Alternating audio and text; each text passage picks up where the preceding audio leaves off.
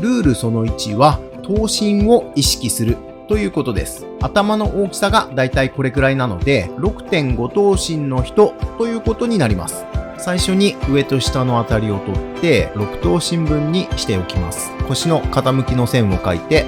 足の軸、腕の軸を描いて、ディテールを足してあげれば完成です。座っているポーズの場合、足が曲がっていますので、上半身を使って描き進めていきます。あたりの軸を描いてあげて、それを基準にディテールを描き足してあげれば OK です。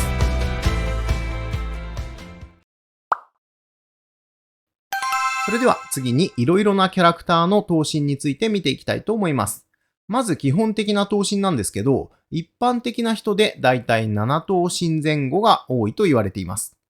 スタイルのいいモデルさんなんかだと9頭身なんて人もいると思いますが、イラストや漫画などキャラクターを描くときはキャラクターに合わせてこの頭身を変えることで印象をコントロールできるんですよね。一般的な漫画やアニメのキャラクターは男性が7から8頭身、女性だと 6.5 から 7.5 頭身くらいが多い気がします。男性に比べて女性の方が頭身をやや低く描く傾向があるような気がしますね。もちろんそこら辺は人によって好みが違いますので、自分のお好みなスタイルに合わせて描いてみてください。スポーツ系の作品のキャラクターだと10頭身とか11頭身なんて人もいますよね。スポーツものだとキャラクターの顔よりも全身のシルエットをより魅力的に見せるために、あえて頭を小さく描く傾向があるみたいです。代表例として某サッカー漫画やバスケット漫画なんかが挙げられますよね。あとは BL 系の男子もこれくらいでしょうか。コミカルな作品や日常系の作品だと 5.5 頭身から 6.5 頭身くらいのものが多いでしょうか。さらに幼児向け、子供向けの作品になると3から4頭身くらいのものが多い気がします。このくらいの頭身はリアルな人間でいくと3、4歳児と同じぐらいの頭身なんですよね。だから本能的に可愛いと思わせる効果があるのではないでしょうか。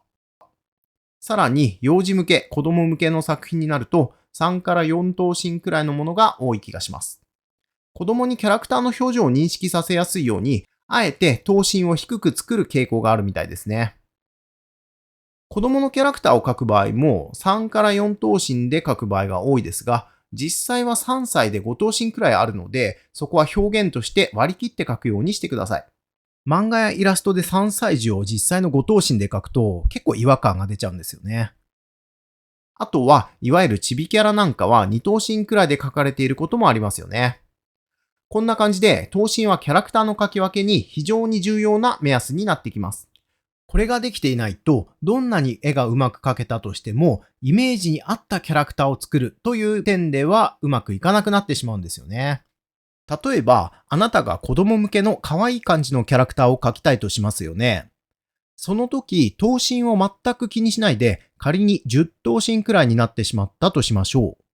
どうでしょうか？顔は可愛く見えますが、キャラクター全体としてイメージした通りに描けたと言えますでしょうか？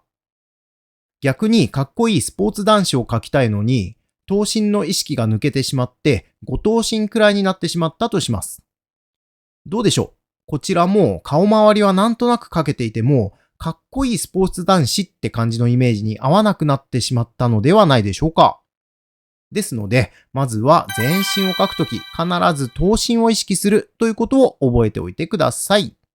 ここで大切なお知らせ。実はこのチャンネル登録をしていない人の視聴時間が 59%、チャンネル登録をしていない人の視聴回数が308万回もあります。チャンネル登録をしておくともっと絵が上手くなるための有益な情報がいち早く受け取れますので、今回の内容が参考になりましたら、ぜひチャンネル登録と高評価の方もお願いします。また、ヒデチャンネルオンラインサロンでは平日毎日ライブ配信でお絵描き講習やイラスト添削をやっております。もっと絵が上手くなりたい人やお絵描き仲間が欲しい人は概要欄のリンクからどうぞ。それではまた次回の動画でお会いしましょう。ご視聴ありがとうございました。